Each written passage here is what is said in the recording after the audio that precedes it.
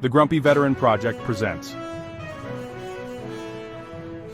The Decline and Fall of the American Civilization, Episode 4, The Military. Introduction.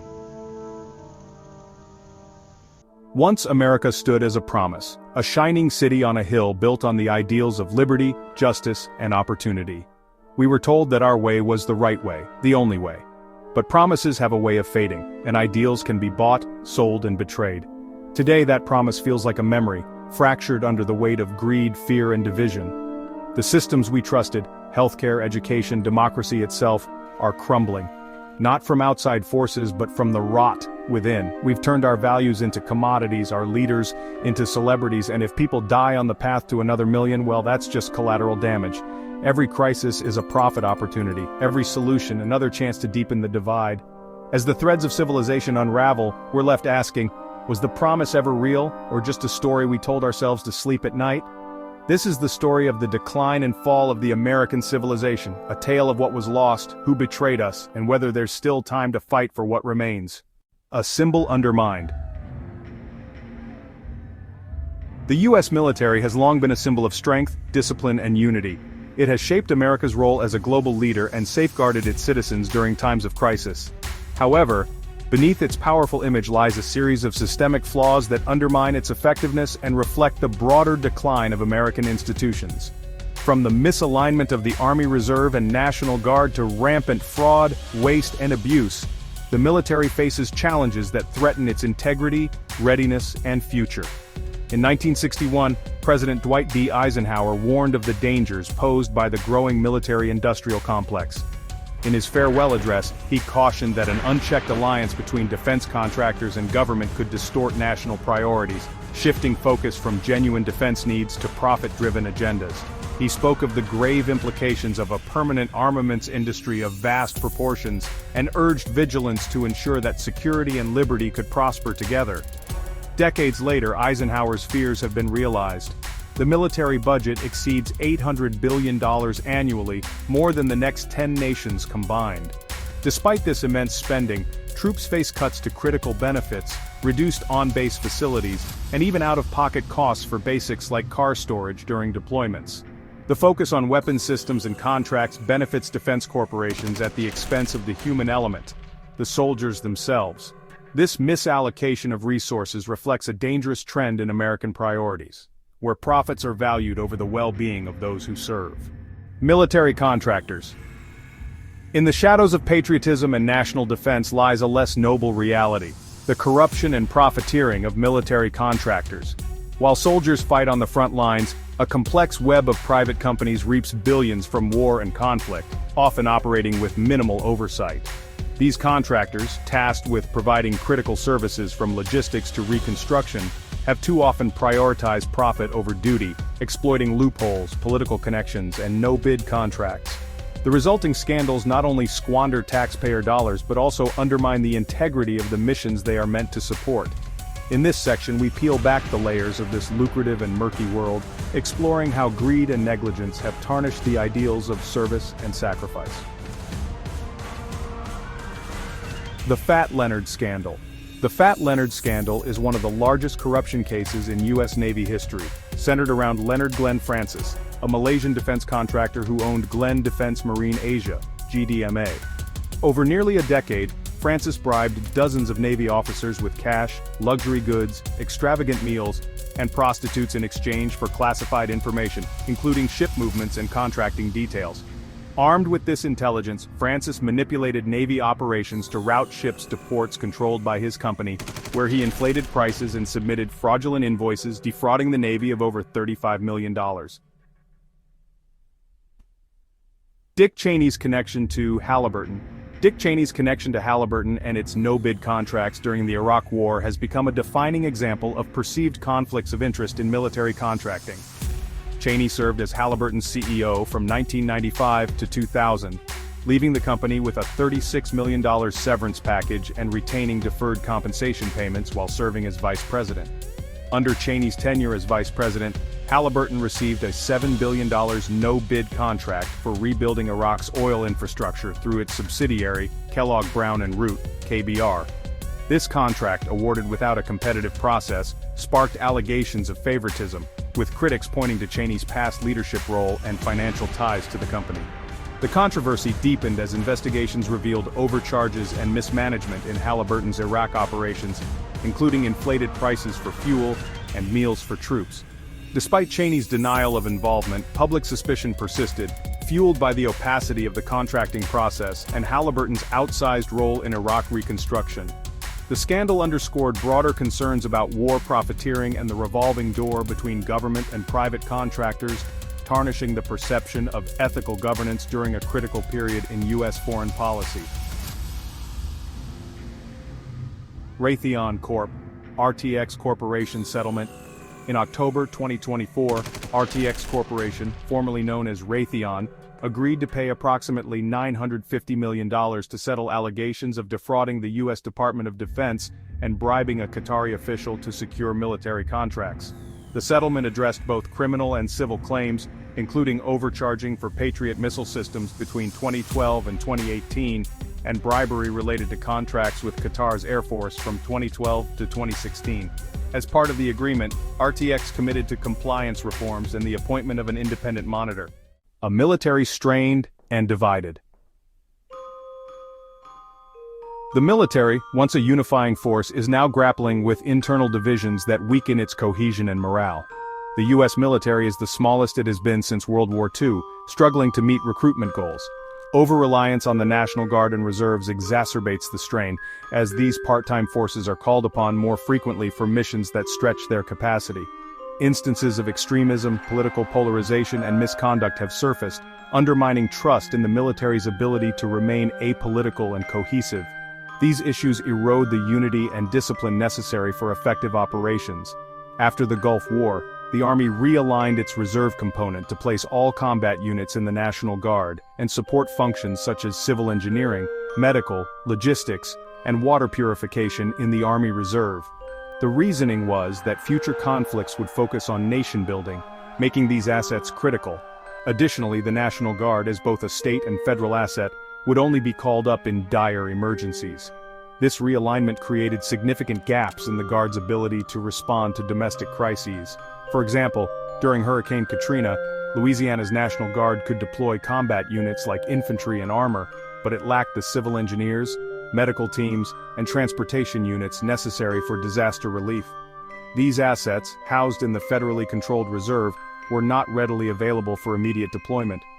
In an era of increasing natural disasters driven by climate change, the Guard's inability to access critical support units has hampered response efforts and endangered lives. Sexual harassment in the military. Sexual harassment remains a pervasive issue within the U.S. military, casting a shadow over its commitment to honor, integrity, and respect. Despite decades of reform efforts, including mandatory training and the establishment of reporting mechanisms, countless service members, especially women and minorities, continue to face harassment and assault within the ranks. The rigid hierarchy, reliance on unit cohesion, and insular culture often discourage victims from coming forward, fearing retaliation or damage to their careers. This systemic issue erodes trust, morale, and operational readiness, undermining the very fabric of military effectiveness. High-profile cases and reports such as the Department of Defense's annual Sexual Assault Prevention and Response (SAPR) assessments reveal not only the scope of the problem, but also the persistent gaps in addressing it. In this segment, we examine the root causes of harassment in the military, the challenges faced by survivors, and the urgent reforms needed to create a safer and more equitable environment for all service members. In fiscal year 2023, the U.S. Department of Defense, DoD, reported a total of 8,515 sexual assault cases within the military, marking a decrease from the 8,942 cases reported in 2022. This decline represents the first significant reduction in reported sexual assaults in 8 years. A confidential survey conducted during the same period revealed a 19% drop in active duty service members experiencing unwanted sexual contact, with approximately 29,000 incidents reported compared to nearly 36,000 in 2021. Each branch of the military observed reductions in reported sexual assaults, with the Marine Corps experiencing the smallest decrease. Additionally, sexual harassment complaints declined, with 2,980 reports filed and 1,372 substantiated. Despite these improvements, military leaders acknowledged that the rates remain high and emphasized the need for continued efforts to address and prevent sexual misconduct within the ranks. The tailhook scandal. The tailhook scandal, one of the most infamous cases of sexual misconduct in U.S. military history, erupted in 1991 following the annual Tailhook Association Symposium in Las Vegas. Over 100 U.S. Navy and Marine Corps officers were accused of sexually assaulting at least 83 women and 7 men during the event. The most egregious incidents took place in the now infamous Gauntlet, where attendees were groped and harassed as they walked through hotel hallways lined with inebriated aviators. The scandal revealed a deeply entrenched culture of misogyny and impunity within the military, where such behavior was not only tolerated but often celebrated. The fallout from Tailhook was far-reaching, leading to public outrage, congressional hearings, and sweeping investigations. The careers of several high-ranking officers were derailed, and the Navy was forced to confront its failure to protect service members and enforce discipline. The scandal spurred significant changes in military policies, including reforms to address sexual harassment and assault, as well as an increased focus on accountability and training. However, critics argue that the military's response, while substantial, fell short of addressing the deeper cultural issues that allowed such behavior to persist. Tailhook remains a sobering reminder of the challenges in eradicating sexual misconduct from military ranks. Vanessa Guillen, a 20-year-old U.S. Army specialist stationed at Fort Hood, Texas, became a symbol of systemic failures in addressing sexual harassment and violence in the military. In April 2020, Vanessa disappeared, sparking a massive search effort and widespread public attention. Before her disappearance, she confided in her family that she had been sexually harassed by a superior but feared retaliation if she reported it. Her remains were discovered 2 months later, revealing she had been brutally murdered by fellow soldier Aaron Robinson, who later died by suicide as authorities pursued him. Robinson's girlfriend, Cecily Aguilar, was later convicted for her role in helping to dispose of Vanessa's body. Vanessa's tragic death ignited a national movement to reform how the military handles sexual harassment and assault. The #IamVanessaGuillen movement led to the passing of the Vanessa Guillen Act, which removed the handling of sexual assault cases from the chain of command, addressing a critical barrier to reporting. The case also highlighted deep cultural and systemic issues within the military, including a toxic environment at Fort Hood that contributed to a history of violence and misconduct. Vanessa's story continues to inspire calls for accountability and reform to protect service members from abuse and ensure justice for survivors. The cost of neglect and mismanagement. Fraud, waste, and abuse are pervasive across the military, from ammunition dumping to bloated civilian operations. During my time with the 101st Air Assault Division, I witnessed the annual ritual of burning through leftover ammunition at the end of the fiscal year without meaningful training objectives. We spent weeks firing weapons like AT-4 anti-tank rockets and thousands of rounds of every small arms caliber we had in our inventory solely to exhaust our stockpiles. This use-it-or-lose-it mentality wasted millions of dollars with no tangible benefit to readiness or skill development. As a civilian employee for the Department of the Army, I saw similar waste in administrative operations. Fraud, waste, and abuse are pervasive across the military, from inflated spending on unused equipment to the systemic falsification of records. These inefficiencies not only waste taxpayer dollars but also erode trust in the military's ability to manage its resources responsibly. During my time as a civilian employee for the Department of the Army, I witnessed a small team of 30 individuals squander millions of dollars over 5 years due to mismanagement and inefficiency. This was not an isolated case. Wasteful practices are deeply embedded in the system. One example of this waste occurred at a U.S. Army training center. An officer inspired by a TV show noticed a remote-controlled target system that allowed operators to maneuver targets around a range, simulating moving and evading enemies. While the idea sounded promising, there was a critical flaw. Moving targets were not authorized for use on live-fire ranges. Despite this, the commander purchased 10 units at a cost of over $10,000 each.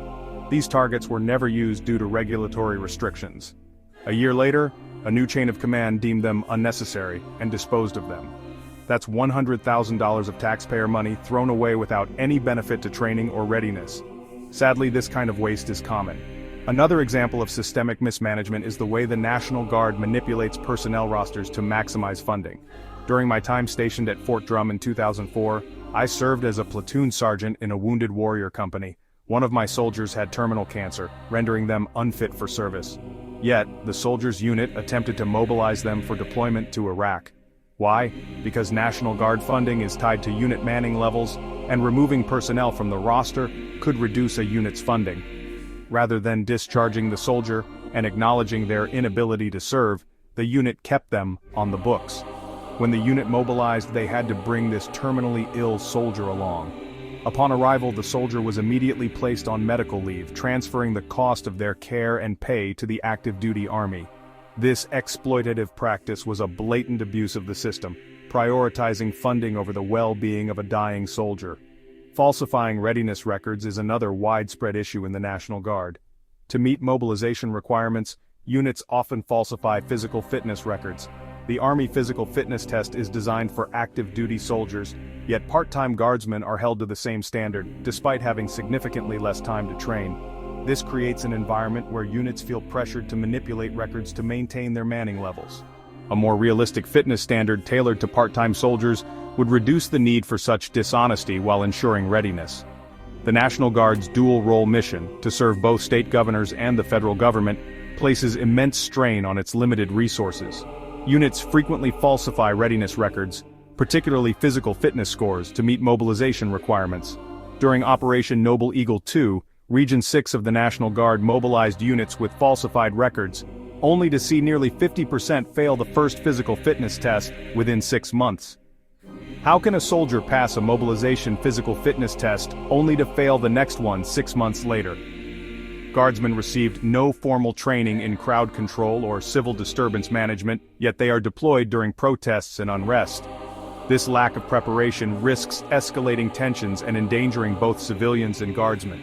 In May 2020, during the civil unrest in Minneapolis following George Floyd's death, a miscommunication between law enforcement and National Guard personnel led to a Minnesota National Guard soldier firing live ammunition at a civilian vehicle. The incident occurred on May 31, 2020, when Joshua Cochran, the driver, approached a roadblock manned by Anoka County Sheriff's deputies and National Guard members. As Cochran's vehicle neared the checkpoint, Anoka County Sergeant Josh Hatton instructed his team to hit it, intending for deputies to use less lethal marking rounds to identify the vehicle. However, a National Guard soldier interpreted the command differently and discharged 3 live rounds from his M4 rifle at the approaching car. Fortunately, none of the live rounds struck Cochran or his passenger. However, Cochran sustained injuries from less lethal munitions fired by deputies. The incident highlighted the critical importance of clear communication and standardized commands between law enforcement and military personnel during joint operations. Subsequent investigations led to a lawsuit filed by Cochran and the vehicle's owner, Fred Stachnik, against the Minnesota National Guard. The lawsuit was settled in 2022 for $125,000. Kent State Massacre. One of the most notable cases is the Kent State shootings on May 4, 1970. During a protest against the U.S. invasion of Cambodia, Ohio National Guard troops fired into a crowd of unarmed students at Kent State University, killing 4 and wounding 9. The exact reasons for the gunfire remain disputed, with some reports suggesting that the guardsmen felt threatened by the protesters, while others indicate a lack of clear orders or control. On June 1, 2020, in Louisville, Kentucky, during protests following the deaths of George Floyd and Breonna Taylor, David McAtee, a local restaurant owner, was shot and killed by a National Guard member during a confrontation involving law enforcement and protesters. Reports indicate that law enforcement personnel, including National Guard members, were attempting to disperse a crowd when shots were fired. An investigation revealed that McAtee was struck by a bullet fired by a National Guard soldier. These incidents highlight the complexities and potential dangers of deploying military personnel in civilian law enforcement situations, especially during times of civil unrest. Eisenhower's warning. President Eisenhower's cautionary words resonate today more than ever. In his address, he emphasized that we must guard against the acquisition of unwarranted influence, whether sought or unsought by the military-industrial complex. He believed that only an informed and vigilant citizenry could compel the proper meshing of defense and peaceful methods. We must ask ourselves, why do we fight? What are we truly defending? Once, we fought to preserve a way of life, privileges and rights that were precious enough to fight for, precious enough to die for. But if those ideals have been compromised, if the systems meant to protect us are instead exploiting us, then the purpose becomes blurred. To address the systemic issues plaguing the military, a series of practical common-sense reforms are essential. Redirect defense spending. Shift funds from inflated weapons contracts to troop welfare training and support systems. Ensure that spending prioritizes the needs of soldiers over corporate profits. Reintegrate support units. Bring key support units like engineers, medical teams, and logistics back into the National Guard for improved domestic emergency response. Create hybrid guard units. Develop units capable of fulfilling both combat and support roles to meet evolving challenges at home and abroad. Mandate civil disturbance training. Ensure that National Guard units receive proper training for domestic deployments, including crowd control and civil disturbance management. Implement stricter oversight. Prevent falsification of training records and readiness reports through enhanced accountability measures. Restore on-base facilities. Enhance the quality of life for active duty personnel by investing in on-base amenities and support programs. Expand mental health services. Provide robust mental health and transition support services for veterans to ease reintegration into civilian life. Incentivize responsible budgeting. Allow units to retain unspent funds for future use, encouraging efficient and responsible financial management. Strengthen whistleblower protections. Empower individuals to identify and eliminate fraud, waste, and abuse without fear of retaliation. Improve mobilization processes. Streamline procedures for deploying reserve units during state emergencies to prevent bureaucratic delays in disaster relief. Depoliticize the military, address extremism, and foster a culture of inclusivity and discipline to maintain the military's apolitical stance. Implement educational programs focused on constitutional principles, civic responsibility, and the foundational virtues that sustain a healthy democracy. These programs should emphasize the rights and duties of citizenship, fostering a deeper understanding of how individual actions contribute to the collective good. By cultivating informed and engaged citizens, such initiatives can strengthen the fabric of our democracy and promote unity in a time of division. The U.S. military reflects the broader state of American society, its strengths, its flaws, and its potential for reform. The challenges facing the armed forces today demand urgent attention. By prioritizing accountability, readiness, and the welfare of those who serve, we can restore trust and ensure that the military remains a force for good, both at home and abroad. As Eisenhower urged, only an alert and knowledgeable citizenry can compel the proper meshing of the huge industrial and military machinery of defense with our peaceful methods and goals. The time to act is now. The nation owes its soldiers, guardsmen, and veterans more than gratitude. It owes them a system that works. We must remember why we fight, not for profit or power, but to preserve the ideals that should be precious enough to fight for, precious enough to die for. Let this be the start of that transformation. A fight not against foreign enemies, but against the internal decay that threatens the very ideals we once held sacred.